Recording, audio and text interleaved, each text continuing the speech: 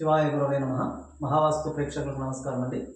ఈరోజు మనం తెలుసుకునే విషయం వచ్చేసి అపార్ట్మెంట్ మంచిదా, ఇండివిజువల్ హౌస్ మంచిదా, ఏవి మనకు వాస్తుకు అనుకూలంగా ఉంటాయి, అలాగే మన కన్వీనియంట్కి అనుకూలంగా ఉంటాయి అని మనము ఒకసారి దీని గురించి లోతుగా పరిశీలిస్తే మాత్రం ఫస్ట్ మనము ఒక ఇండివిజువల్ హౌస్ గురించి మాట్లాడుకుంటే ఈ ఇండివిజువల్ హౌస్ అనేది ఎప్పుడు కూడా మనకు నచ్చినట్లు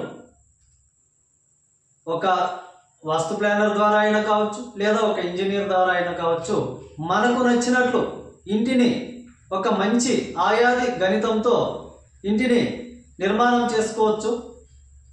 తర్వాత మనకి కాంపౌండ్ ఎంత కావాలి, చుట్టూ పరిసరాలు ఎలా ఉండాలి, ఇంటి లోపల ఏ గదుల అమరిక ఎలా ఉండాలి, ఇవన్నీ కూడా మనకు అనుకూలంగా మలుచుకునే విధంగా మనము ఒక ఇండివిజువల్ హౌస్ని ఏర్పాటు చేసుకోవచ్చు. ఇది దాదాపు 100 మందికి ఇది మంచి రిజల్ట్ అనేది ఎప్పుడైనా ఇస్తుందండి. కాబట్టి ఇటువంటి ఇండివిజువల్ హౌస్ మంచిదా, అపార్ట్మెంట్ మంచిదా అంటే ఫస్ట్ నేనైతే ఒక ఇండివిజువల్ హౌస్ మాత్రమే నేను ఫస్ట్ కట్టుకోండి, మీకు అవకాశం ఉంటేనే చెప్తానండి ఎవరికన్నా కానీ. ఎందుకంటే ఇందులో ఉన్న వాస్తు కానీ, అలాగే కన్వీనియంట్ కానీ, అనుకూలత కానీ మనకు అపార్ట్మెంట్లో దొరకదండి.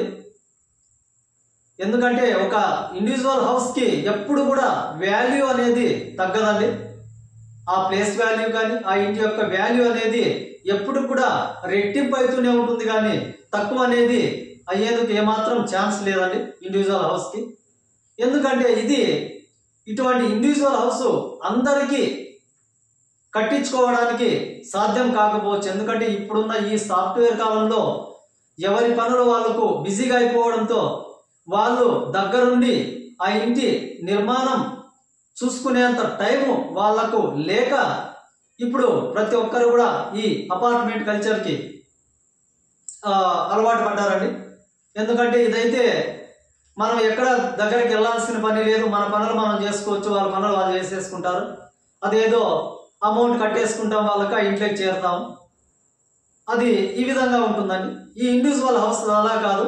ఎప్పుడైనా సరే మనము అనుకూలంగా మనము దగ్గరుండి ఇల్లు కట్టించుకుంటామంటే ఫస్ట్ మీరు ఒక మంచి ఇండివిజువల్ హౌస్, అది చిన్నదైనా పర్లేదు, వాస్తుకు అనుకూలంగా, ఆయానికి అనుకూలంగా మీరు ఆ ఇల్లు నిర్మించుకునేందుకు మంచి అవకాశం ఉంటుందండి.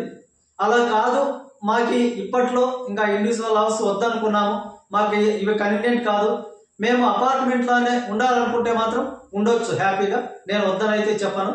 ఫస్ట్ ప్రియారిటీ మనం ఇండివిజువల్ హౌస్కి ఇస్తే సెకండ్ ప్రియారిటీ మనము అపార్ట్మెంట్కి ఇవ్వచ్చండి. ఎందుకంటే ఈరోజు ఈ బహుళంతస్తుల భవనాలు చాలా అద్భుతంగా కంటికి కనువిందు చేసే విధంగా చాలా అద్భుతంగా నిర్మిస్తున్నారండి. ఎందుకంటే ఇది చూడగానే మనం ఇక్కడ ఒక ఫ్లాట్ కొనేయాలనేంత ఇదిగా మంచి మంచి విల్లాస్ కానీ, అపార్ట్మెంట్ కానీ, డూప్లెక్స్ కానీ ఏవైనా చాలా అద్భుతంగా కంటికి ఇంపుగా కనిపించే విధంగా అక్కడ వాస్తు ఎలా ఉంటుందో అది నెక్స్ట్, కానీ ఇల్లు మాత్రం చాలా అద్భుతంగా మనకు కనిపించే విధంగా ఇప్పుడు తయారు చేసి ఇల్లు అమ్ముతా ఉన్నారండి అపార్ట్మెంట్లో.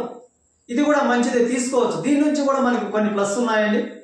ఇండివిజువల్ హౌస్కి దీనికి తేడా ఏమంటే ఈ అపార్ట్మెంట్ అనేది అంత ఒకే సముదాయంలో ఉంటుంది. అలాగే ఏదైనా పార్కింగ్ కానీ దేనికైనా కూడా కిందంతా గ్రౌండ్ ఫ్లోర్లో ఖాళీగా ఉంటుంది, మన కార్ పెట్టుకోవడానికి దేనికైనా కూడా చాలా బాగుంటుంది. అలాగే సెక్యూరిటీ పర్పస్గా కూడా బాగుంటుంది. ఇంకా ఒకటి, ఇప్పుడు ఈ పెద్ద పెద్ద అపార్ట్మెంట్స్ అంటే దాదాపు 100-200 ఇండ్ల దాకా పెద్ద పెద్ద అపార్ట్మెంట్స్ ఉన్నాయి. కాబట్టి అవి కూడా మనకు ఒక కిరాణా కానీ, ఇంకా ఇతరత్ర ఏదైనా సరే, పిల్లలకు సంబంధించిన స్టేషనరీ ఏదైనా సరే మనకు ఆ అపార్ట్మెంట్లోనే దొరికే విధంగా ఇప్పుడు కొత్తగా రూపుదిద్దుకుంటున్నాయి. అటువంటి అపార్ట్మెంట్స్ ఇప్పుడు ఉన్నాయి. ఏది కావాలంటే అది అక్కడే మనకు కిందికి వెళ్ళగానే అక్కడే దొరికే విధంగా అంత కన్వీనియంట్గా మనకి ఇప్పుడు అపార్ట్మెంట్స్ వెలుస్తున్నాయండి. దీంట్లో ఒక్క వాస్తు ఒక్కటి మనం వదిలేస్తే దాదాపు అన్ని కూడా అనుకూలంగానే ఉన్నాయి, చాలా అద్భుతంగా నిర్మిస్తున్నారండి. కాబట్టి ఇటువంటి అపార్ట్మెంట్స్ కొనవచ్చండి, ఏమి ఇబ్బంది లేదు. మీకు నచ్చితే మాత్రం, అంటే వాస్తు పైన ఎక్కువగా ఎక్కువగా నమ్మకం ఉన్న వాళ్ళు అపార్ట్మెంట్ కొనకపోవడం మంచిది. అలా కాకుండా మాకేదో కొంతవరకు వాస్తు ఉంటే చాలు, మాకు కన్వీనియంట్ ఉంటే చాలండి, కాబట్టి మాకు అపార్ట్మెంట్ మేలనే వాళ్ళు అపార్ట్మెంట్ తీసుకోండి, అది కూడా మంచిది. ఎందుకంటే దాంట్లో వాస్తు అనేది పెద్దగా ఉండకపోయినా, ఒకవేళ వాస్తు దోషాలు ఉన్నా అది అక్కడున్న అంటే ఒకే సముదాయంలో అన్ని ఇండ్లు ఉంటాయి కాబట్టి ఎవరిపైనా వాస్తు యొక్క ప్రభావం పెద్దగా చూపించదండి. కాబట్టి అక్కడ ఏదో చిన్న చిన్న వాస్తు దోషాలున్నా మనకైతే పెద్ద నష్టాలు అయితే ఏమీ జరగదు. కాబట్టి అంతమందిలో మనకు పెద్దగా ఏమీ కాదు, భయపడాల్సిన అవసరం అయితే లేదు.